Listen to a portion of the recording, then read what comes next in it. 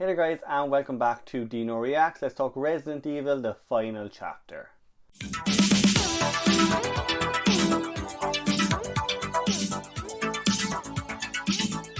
So Resident Evil, the final chapter was released in 2016 and it stars Milla Jovovich, Ian Glenn and Ali Larter. The movie itself, it pretty much concludes the story of Alice and her quest to take down the Umbrella Corporation. The movie itself, it picks up just like every other movie in the series where we disregard the plot points from the last one. So when we finished up with Retribution, we had Leon Kennedy, Jill Valentine, Ada Wong, Wesker and Alice teaming up together to take on the Red Queen, who is coming to annihilate each and every one of them. In this movie, of course, that has all been changed for plot purposes. Instead, the Red Queen is now working with Alice and Wesker has actually betrayed her. There were a few things right out of the gate I didn't like about the movie, as well as that we don't really hear what happened to Jill Valentine, what happened to Leon Kennedy, or any of the characters from the previous movie. We do get the return of Claire Redfield in this one, and I did enjoy seeing her back, although she doesn't have too much to do. As well as that, just like the other characters, Claire never actually mentions what happened to Chris or Kmart. The movie definitely has a lot going for it, but at the same time it has some extremely dodgy plot points, really bad camera work and excruciating lighting throughout the entire film. Starting with the plot hole, so the movie itself, it opens with the reveal of Dr. Marcus actually creating the T-Virus. Now, he creates the T-Virus to look after his daughter Alicia. If that plot sounds familiar, it's because it basically was told in Apocalypse with the Ashford family. So in Apocalypse, it gets revealed Dr. Ashford made a T-Virus to look after his daughter Angie Ashford. I'm not sure why they necessarily made these changes.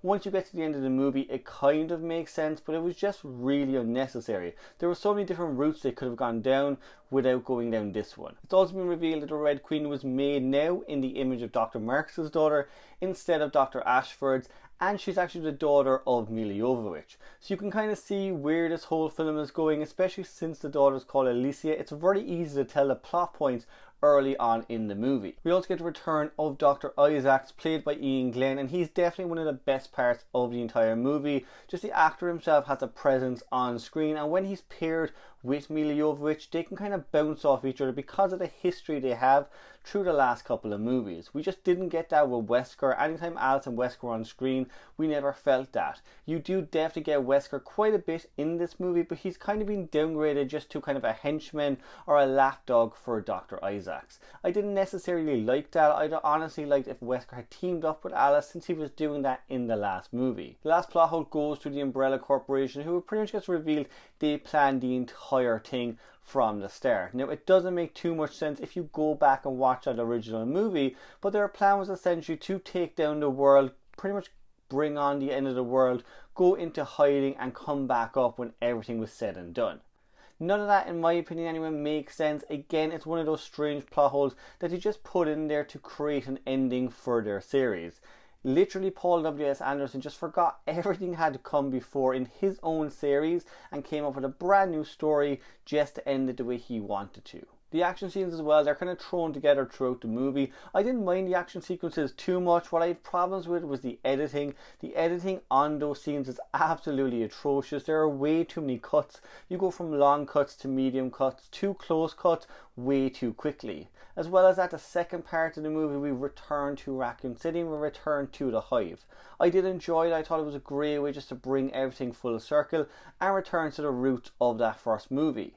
What I didn't like about it was the lighting was shocking in those scenes. You could not make out anything for the first half of the Hive, and the BOWs were constantly kept off screen. Speaking of the BOWs, I did enjoy them in this film. There's a huge range of different creatures for Alice and her team to take on. We get winged creatures in this one, we get the return of the dogs, and of course the old classic zombies. One of my favourite sequences is actually Alice and her team getting taken out by the dogs as they try to make their way to the Hive. What I loved about that scene was it was clearly a callback to the original game, the original opening scene of Resident Evil 1. It definitely had its issues. The lighting again was way too off. You couldn't make out too much on screen, but I just liked that it was a throwback and it was an Easter egg for fans. The kills as well, there are quite a few good ones in here. Most of them for me are in the second part of the movie when we make it to the Hive. As I said, I like the dog sequences and the kills in that scene in particular were quite good. My standout kill in this movie though has got to be Ruby Rose and her unfaithful meeting with a wind turbine. Watching that scene, just how tense it was, the music we had in the background, and just a dramatic feel to it made me realise that this could have been a great Resident Evil movie. If everything was done the way they had done that scene, it could have been a lot better and taken a lot more serious. You don't get that with this movie. A lot of the things that happen in this movie are silly, and you have to just turn your brain off and kind of move on with it. Saying that though, even with some great action sequences in the first half of the movie, the second half of the movie is probably the weaker part overall. I did like Return to the Hive and kind of seeing certain rooms from the original one, particularly that kind of laser sequence was quite cool, but just overall it's a lot darker. You can make up quite a lot of what's happening, and the whole twist at the end of the movie that kind of comes out makes absolutely no sense, and it's a bit comical more than anything else. Seeing Alice kind of as an old lady, the makeup in particular on her was not great.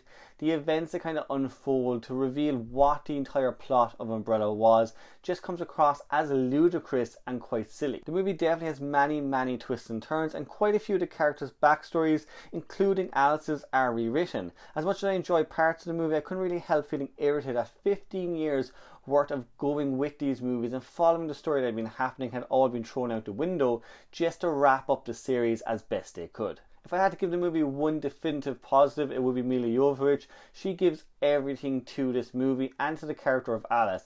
At this point, she'd been playing her for 15 years and she really gives everything she can. You can tell she loves doing this character, she loves playing the role, and she loves kind of participating in those action sequences. So that is by far the best part of this movie, kind of going on this journey with Alice and seeing what happens to her character towards the end of the movie. The fight sequences, although they can be sloppy at times, are also quite a good positive. There are some great sequences in there where we have Milla Jovovich and Ian Glenn battling on a train. Again, the cuts and the edits do harm those scenes, but just the actors and the performances they give are definitely a highlight of the movie. Overall though guys, I did definitely enjoy this movie. Unfortunately, I had to disregard the last 5 movies in the series and everything that had come before it.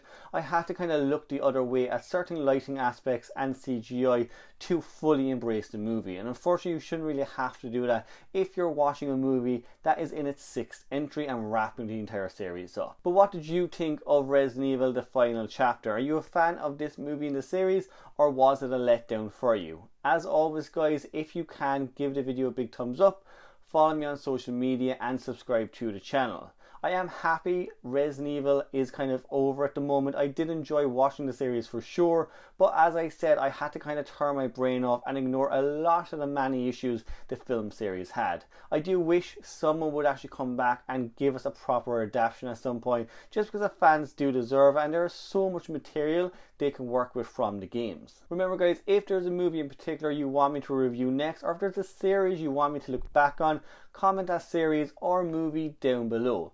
As always guys, if you can, give the video a big thumbs up, follow me on social media and subscribe to the channel, and I'll see you in the next one.